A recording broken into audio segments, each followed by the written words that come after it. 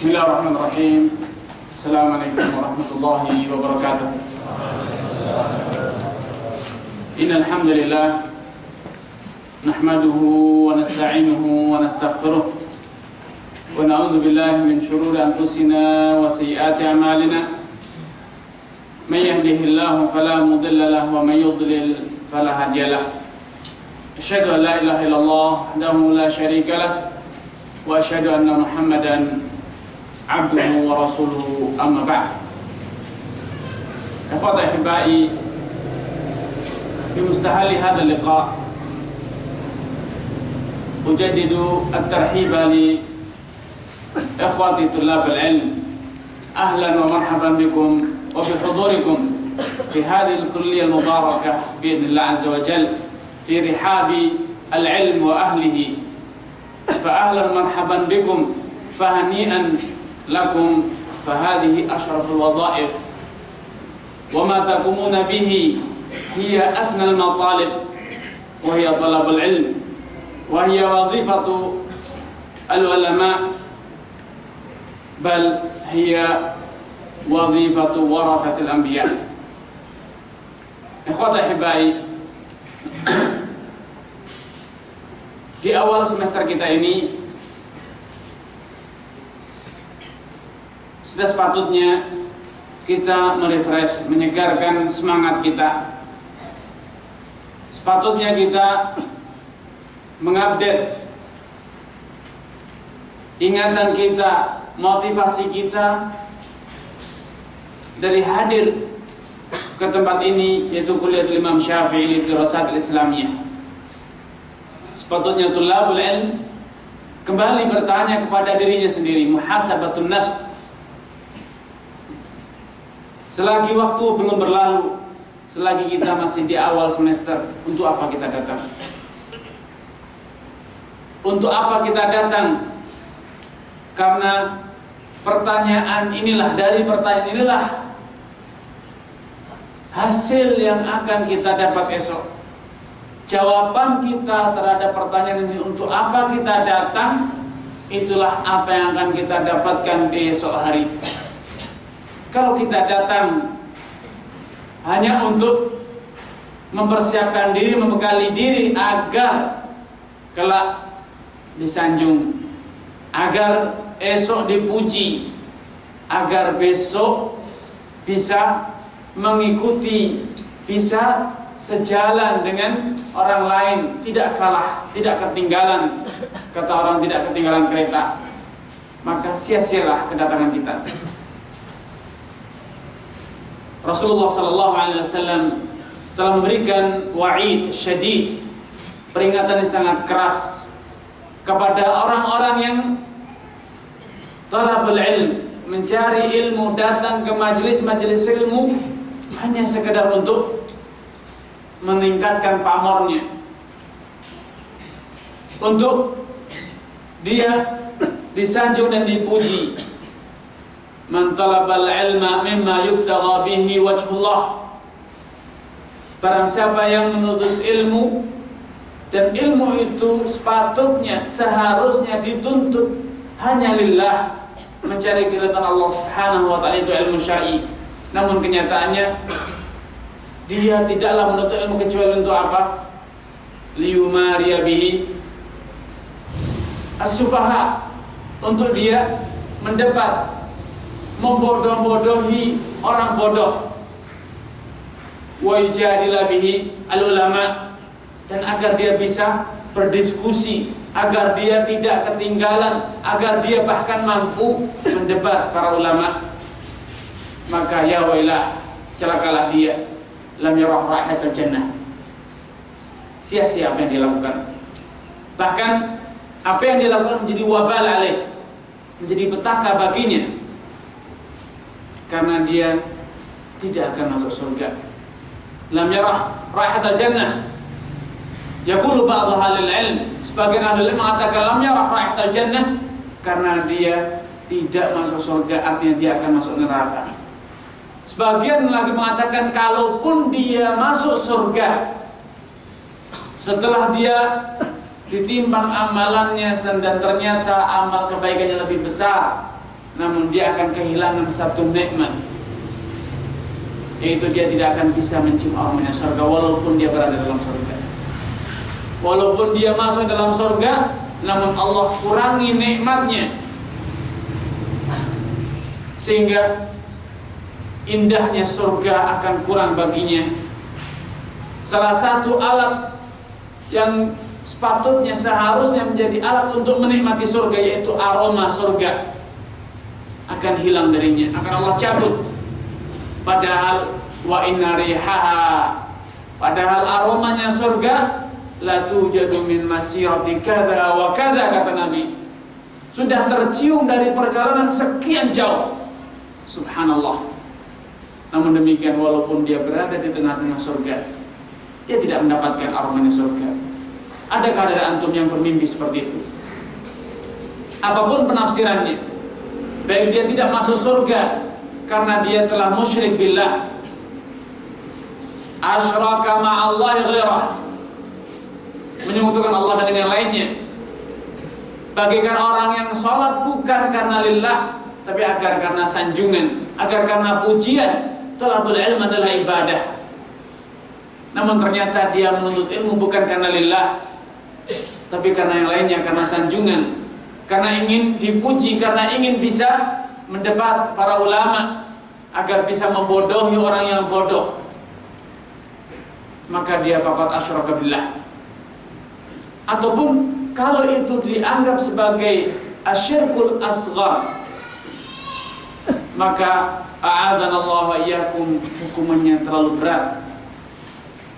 Kalaupun dia telah dibersihkan dosa-dosa dalam surga, di neraka, namun kenyataannya lam yarah raihatal jannah, dia tidak bisa menikmati aromanya surga yang begitu semerbak indah, semerbak harum. Karena tafadhal iman fi mustahil hadzal fasl, pada permulaan fasal ini, semester ini, sepatutnya kita semuanya merefresh, menyegarkan niat kita. Untuk apa saya datang? Untuk apa saya datang? Akankah saya terus memperlebar dan memperhalus jalan menuju ke neraka? Itu dengan terus meneruskan niat buruk dalam talabul ilm, mengharapkan pujian, mengharapkan sanjungan, ataukah karena lillah azza wa jalla, ataukah karena kita ingin menjadi penerus para rasul yang mereka seperti yang Allah tegaskan, kum fa'anzir wa rabbaka fakabbir. Wahai Muhammad, bangkit dan sampaikanlah nidharah, sampaikanlah peringatan kepada kaum, wa rabbaka fakabbir. Namun ingat, nidharah, peringatan yang kau berikan semuanya itu dalam rangka apa? Menegakkan takbir kepada Allah Subhanahu wa ta'ala, mengagungkan Allah semata, bukan karena yang lainnya, bukan karena kepentingan yang lain. Ikhwatul iman, di antara hal yang sepatutnya diingatkan di awal semester ini adalah sepatutnya kita menyegarkan kembali ingatan kita. Apa itu ilmu? Dan untuk apa kita talabul ilmu? Kenapa mesti kita yang menuntut ilmu, bukan orang lain? Kenapa kita tidak mundur dan biarkanlah orang lain? Sudah banyak yang talabul ilmu. Kenapa mesti harus kita? Kenapa kita tidak memilih pekerjaan yang lain, kegiatan yang lain, aktivitas yang lain? Ada orang yang berdagang, ada orang menjadi PNS, ada yang menjadi wirausahawan, ada yang bekerja di tempat lain, karang dan yang lainnya, menghasilkan dunia, menghasilkan harta kekayaan. Namun mengapa antum harus ada di sini? Kenapa antum tinggalkan itu semuanya dan antum pilih yang ini? Kenapa antum tidak datang ke kampus-kampus kedokteran, kemudian kampus teknik, kemudian kampus matematika, biologi dan yang lainnya, dan memilih kampus ini? Kenapa antum tidak memilih ilmu-ilmu yang lain, ulum bahtah, ilmu-ilmu eksak dan yang lainnya? Namun antum memilih ilmu qala Allah qala Rasul. Pilihan ini saya yakin bukan sembarangan. Saya yakin bukan asal pilih atau karena faktor tidak diterima tempat lain maka apa boleh buat daripada nganggur. Daripada tidak ada kegiatan, lebih baik kuliah di sini. Saya yakin bukan itu tujuan kita semuanya. Namun kita datang ke sini, kita memilih ilmu syar'i karena kita yakin inilah pilihan yang paling tepat. Inilah pilihan yang paling mulia. Inilah pilihan yang paling berharga. Kita semuanya telah mengingat, membaca, menghafal banyak dalil tentang fadlul ilm. Di antaranya firman Allah Azza wa Jalla, yarfa'illahu alladhina amanu minkum walladhina utul ilma darajat. Allah Subhanahu wa taala akan meninggikan derajat orang yang beriman, dan orang-orang yang berilmu Allah akan tambahkan derajatnya. Bukan hanya satu atau dua, namun darajat. Allah tinggikan derajat mereka di dunia dan di akhirat. Di dunia Allah muliakan mereka, sehingga tidak satu makhluk pun di dunia kecuali akan memohonkan kebaikan, mendoakan para tulabul ilm. Sampai pun hitan fil ma', ikan yang ada di lautan, semuanya la yusalluna ala muallimin nasil khair. Mereka semua makhluk Allah akan mendoakan kebaikan, memohonkan kebaikan untuk para muallimin nasil khair, orang-orang yang mengajarkan kebaikan kepada orang lain.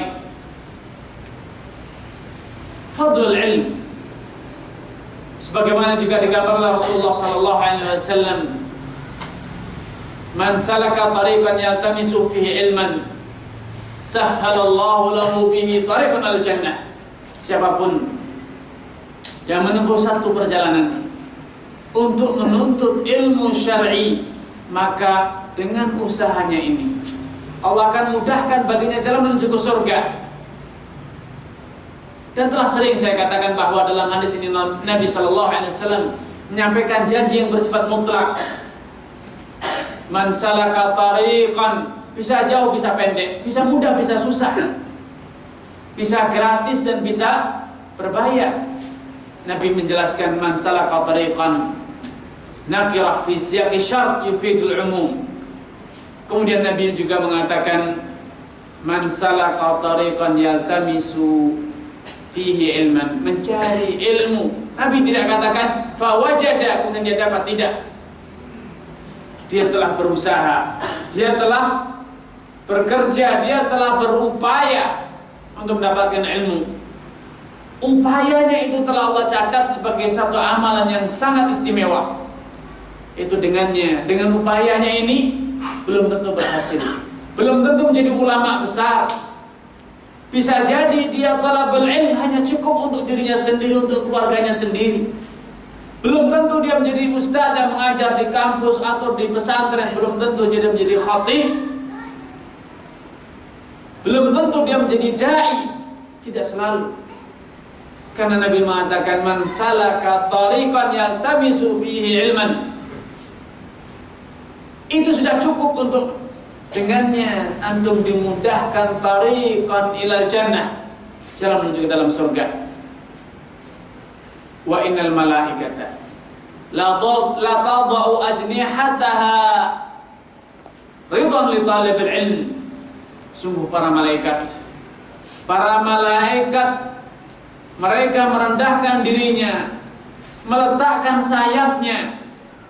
Kenapa? Karena ridwan li talibil ilm. Mereka senang, mereka tawadhu, mereka merendahkan dirinya di hadapan para tulabul ilm. Ayu syarafin ayuhan nas, ayu syarafin ayuhan tullab. Para malaikat mereka menghormat, mereka menyanjung, mereka memuliakan para tulabul ilm. Wa inna fadlal alim 'ala al-'abidi ka fadli al-qamari lailatal badri 'ala sa'iril kawakib. Sungguh fadl, keutamaan seorang alim, wa inna fadlal alim, kemuliaan orang yang alim dibanding orang yang ahli ibadah bagaikan bulan di bulan purnama, di malam purnama yang terang benderang, tidak terhalangi oleh awan atau apapun, terang benderang dibandingkan dengan kawakib. Ubad itu banyak sekali, ahlu ibadah itu banyak sekali. Ada yang sawam, ada yang qawam, yang ahli siyam, ahli qiyam, ada yang jawad, ahli sedekah, ada yang mujahid, ada yang talla, ahli qiraah, ada yang ahli jihad, ahli zikir dan yang lainnya. Mereka semuanya ibad dengan berbagai macam amal ibadahnya. Namun demikian, sekian banyak model ahli ibadah dibandingkan seorang alim bagaikan berjuta-juta bintang yang dibandingkan dengan bulan purnama tidak akan pernah bisa mengalahkan terangnya cahaya bulan purnama. Cahaya bulan purnama tidak akan pernah redup gara-gara sinarnya atau cahayanya bintang. Bahkan sebaliknya, cahaya berjuta-juta bintang akan tertutupi dengan cahaya bulan. Subhanallah. Dan pada gambaran hadis ini, bagaimana Nabi SAW menggambarkan al-alim dengan al-qamar lailatul badr. Nabi menggambarkan tasbih, menyerupakan al-alim, para ulama, dengan bulan di malam purnama. Memiliki banyak fawaid kalau kita pelajari, kalau kita renungkan. Adakah dari kita yang merasa silau ketika melihat bulan purnama? Demikian pula para ulama. Para ulama memberi manfaat, memberikan penerangan kepada masyarakat, menyampaikan ilmunya tanpa merugikan mereka sedikit pun. La fi malihi, wala fi ahlihi, wala fi badanihi, wala irdih. Bulan menyinari tanpa mendatangkan terik, tanpa menyebabkan orang berpeluh, tanpa menyebabkan orang kebakaran. Kalau matahari menerangi, namun bisa menyebabkan kebakaran. Matahari bisa menyebabkan orang berpeluh. Matahari bersinar dengan terangnya, namun menyebabkan kita berkeringat, kepanasan, dan bahkan bisa terbakar. Berbeda dengan bulan. Bulan terang benderang, tanpa ada rasa rugi sedikit pun, tanpa ada rasa susah sedikit pun. Semua orang merasakan bulan itu indah. Bulan purnama itu indah, tiada pernah orang bosan memandangi indahnya bulan purnama. Kita semuanya telah merasakan. Ada yang telah berumur 40 tahun, 30 tahun, ada yang lebih, ada yang kurang. Setiap bulan melihat bulan purnama, namun tiada pernah yang jenuh melihat bulan purnama. Terus terasa indah. Terasa indah bulan purnama. Demikian juga para ulama, kehadiran mereka dimanapun, kapanpun, dan bagi siapapun akan mendatangkan kesejukan, kedamaian, dan semuanya akan terasa indah. Tasbih para ulama dengan bulan purnama juga mendatangkan satu faedah bagi tulabul ilm, memotivasi tulabul ilm bahwa bulan purnama, seperti yang kita ketahui semuanya, dia tidaklah memancarkan cahaya dari fisiknya sendiri, namun dia memantulkan cahaya dari sinar matahari. Ini menggambarkan akan kebersihan jiwa para ulama. Mereka kalaupun tidak punya, mereka tetap bisa memberi. Kalaupun tidak memiliki, namun mereka masih tetap bisa memberi. Bulan tidak memiliki cahaya, namun dia memantulkan sinar. Para ulama demikian, ulama itu tidak memiliki ilmu, namun itu adalah mauhibah, pemberian dari Allah. Ilmu itu bukan ilmunya para ulama, namun itu adalah nurun, cahaya Allah Subhanahu wa taala yang Allah campakkan di hati para ulama. Itu adalah mauhibah, pemberian dari Allah, karena Allah Subhanahu wa taala. Karena itu Rasulullah SAW menyatakan, man yuridillahu bi khairan yufaqihu fiddin. Itu adalah pemberian dari Allah, bukan kehebatan dia. Sehingga para ulama walaupun dia menyinari, dia tidak pernah menyombongkan dirinya, karena dia senantiasa mengatakan ini bukan ilmu saya, karena dia senantiasa mengatakan ini bukan keutamaan saya hanya menyampaikan. Dan itulah yang Allah gambarkan, seringkali Allah tegaskan kepada Rasulullah SAW dengan mengatakan ma'alaika ilal balagh, qul innama ana basyarum mithlukum yuha ilayya. Katakan Muhammad, aku adalah manusia biasa seperti kalian, bedanya aku diberi wahyu. Qul la amliku li nafsi naf'an wala dharra. Katakan Muhammad bahwa aku tidak punya manfaat bahkan untuk diriku sendiri, ataupun tidak memiliki manfaat untuk diriku sendiri, aku pun tidak punya. Aku hanya memberi. Rasulullah SAW juga mengatakan innama ana qasim. Aku tuh hanya membagikan, menyampaikan. Itulah para ulama tawadhu. Mereka tidak pernah mengatakan saya dan saya. Saya telah mengajari kamu, saya telah menjadikan kamu pandai, saya telah mengajari, saya telah menjelaskan, saya dan telah berbuat, saya tidak pernah mengatakan seperti itu. Itulah yang tercermin dari akhlak para ulama. Daulah Imam Syafi'i rahimahullah mengatakan wadidtu annan nas. Aku bercita-cita berangan-angan andai annan nas akhadhu hadzal ilm. Andai seluruh manusia mempelajari ilmuku ini, wala yansibu li minha syai'a, dan mereka tidak menyebutnya sedikit pun itu datang dari saya. Itulah para ulama. Itulah tawadhunya para ulama. Allah gambarkan, Rasulullah SAW gambarkan bagaikan qamar Lailatul Badr. Dan subhanallah, qamar, bulan, berbeda dengan matahari. Kalau matahari menjadikan berbagai macam yang ada di dunia ini, ketika di siang hari kita akan mencium aroma yang tidak sedap, berbagai macam aroma semuanya akan kelihatan. Namun berbeda dengan bulan, bulan tidaklah akan merusak. Bulan tidak akan menjadikan bunga yang indah menjadi layu. Bulan tidak akan menjadikan sesuatu yang basah menjadi kering. Bulan akan tetap menyinari. Dia menyinari tanpa merugikan, tanpa merubah sesuatu yang indah yang ada di dunia ini. Namun ketahuilah, ikhwatul iman, bahwa seindahnya bulan hanya bisa dilihat oleh orang-orang yang memiliki mata yang melihat, mata yang sehat. Adapun orang yang matanya telah buta, adapun orang yang matanya telah sakit, ia tidak akan bisa melihat indahnya bulan. Ia tidak akan bisa melihat terangnya sinar cahaya bulan. Kenapa? Karena Allah telah rusak, Allah telah tutupi mata penglihatannya. Demikian pula ilmu seindahnya ilmu syar'i, seindah apapun ilmu syar'i, namun bagi orang-orang yang telah Allah tutup hatinya, hatinya telah dinodai dengan noda dzunub wal ma'asi, ia tidak akan bisa melihat, tidak akan bisa merasakan indahnya ilmu. Seperti orang yang buta tidak akan pernah bisa melihat indahnya bulan.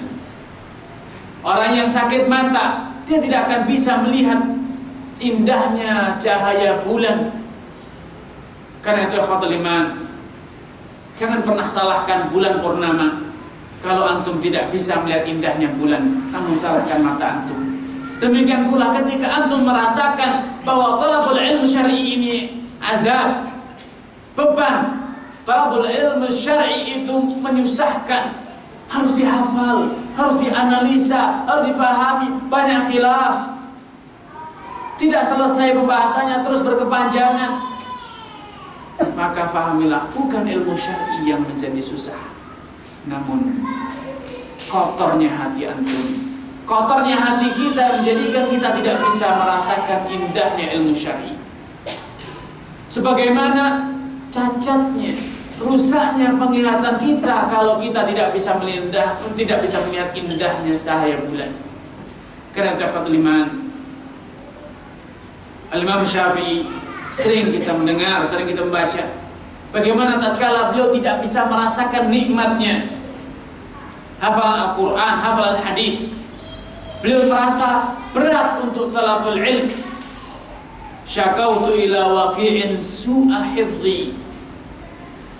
Bukan karena ilmu yang susah dihafal, bukan karena hadisnya yang banyak sehingga susah dihafal, bukan karena Al-Qur'annya yang rumit sehingga susah dipahami, bukan. Namun apa yang dikatakan oleh Waqi', syakautu ila Waqi', aku keluhkan kepada Waqi' guruku, su'a hifdhi, betapa buruknya hafalanku, betapa susahnya aku menghafal Al-Qur'an. Padahal Allah telah katakan walaqad yassarnal Qur'ana lidzikr. Inna nahnu nazzalna dzikra wa inna lahu hafizun. Maka Waqi' menggambarkan bahwa susahnya menghafal Al-Quran, susahnya menghafal hadis, bukan karena Al-Quran dan hadis susah dihafal, tapi karena kotornya hati kita. Fa arsyadani ila tarkil ma'asi. Maka Waqi' mengajarkan kepada kita, tinggalkan maksiat, jauhilah maksiat.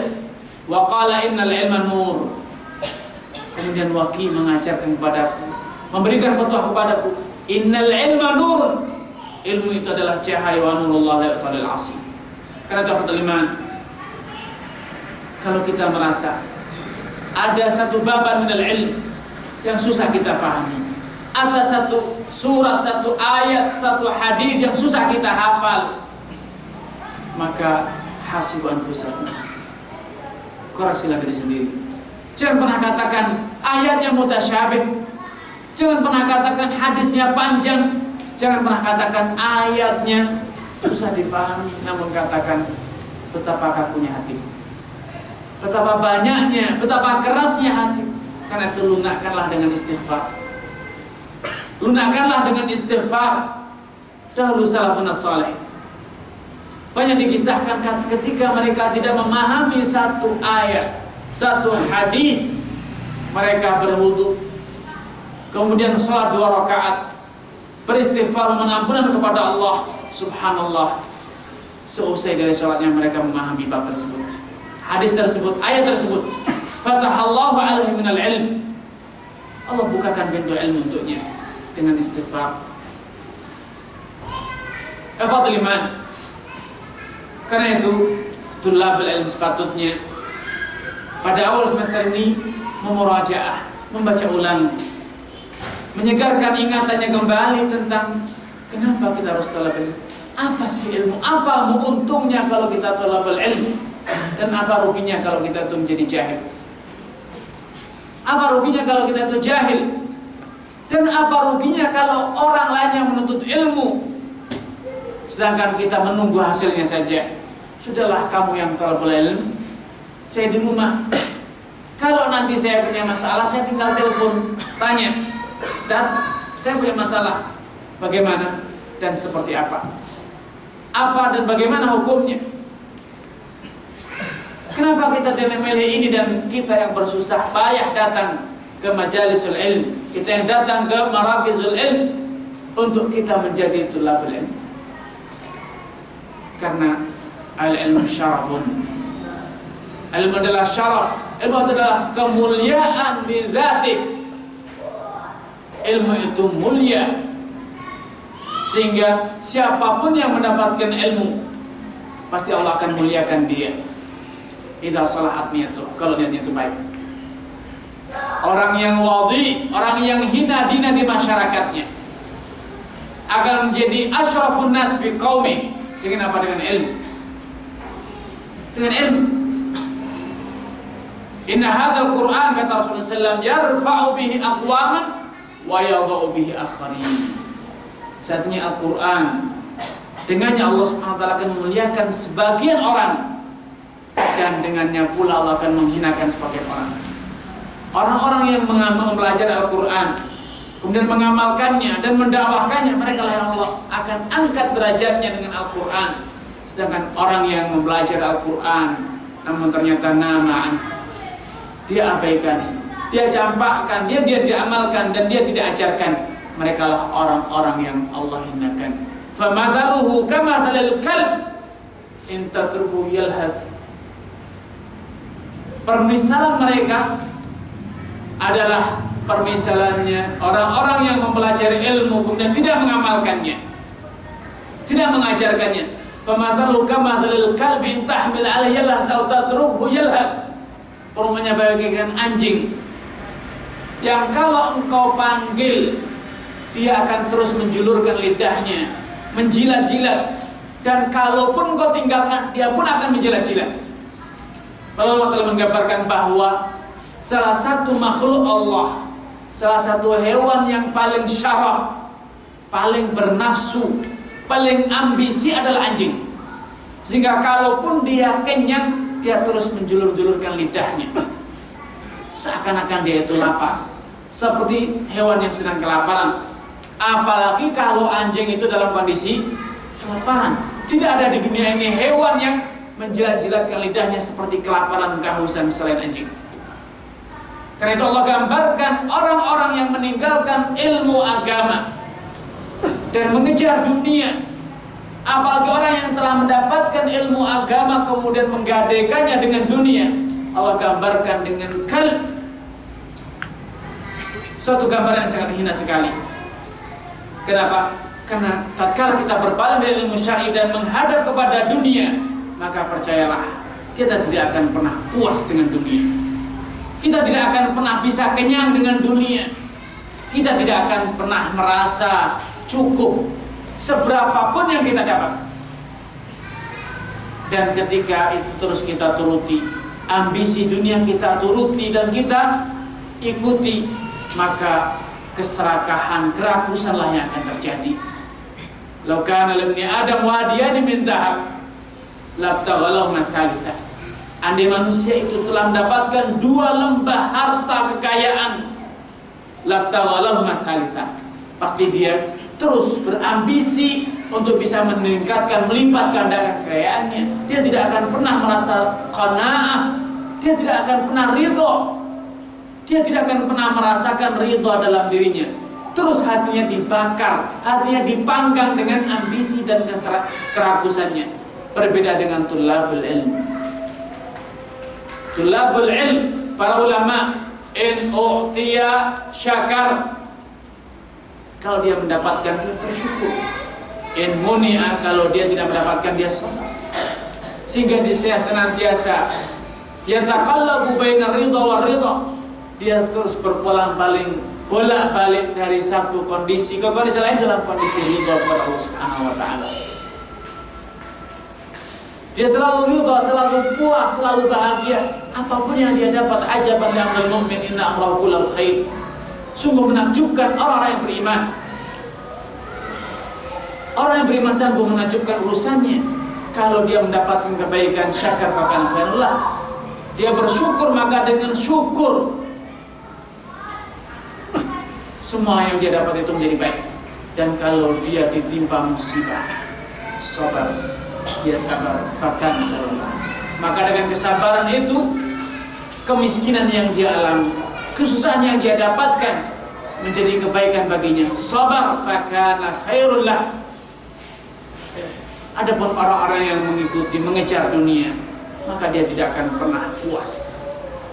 Gambarannya bagaikan kalb yang terus menjulur-julurkan lidahnya. Kenapa? Karena ambisi. Sebagai gambaran akan ketamaan dan kerakusannya. Karena ikhwatul iman, pada kesempatan ini saya juga perlu mengingatkan para tulabul ilm untuk memahami bahwa